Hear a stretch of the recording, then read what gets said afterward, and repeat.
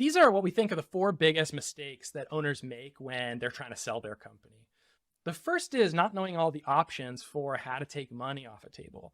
Most owners think that the only way to take money off the table is to sell the company, but that's not true. There's actually a whole range of options that owners can take advantage of. Two is overestimating the speed that your transaction is going to happen in, the price that you're going to get, and the likelihood of there being a buyer for your particular company in your sector, in your geography. We just talk to owners over and over again who really overestimate these things and then come back and are disappointed. The third biggest mistake is letting fatigue drive the process.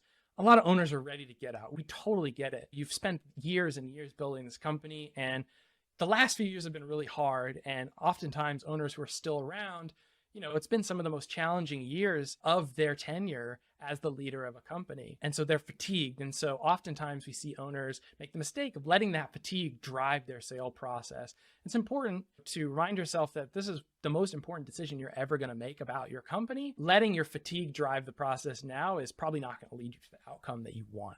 And the last mistake we see a lot of owners making is not trusting their people. So not being ready to engage in a conversation about what would a management or employee ownership buyout look like because they don't feel like their people can necessarily handle it. And this is often not true. Oftentimes, the next generation leadership is really excited and has a lot of ideas for what can happen with the company. And it's a little bit of an emotional journey for an owner to hand over the keys, but it can be done, and it can be done with support.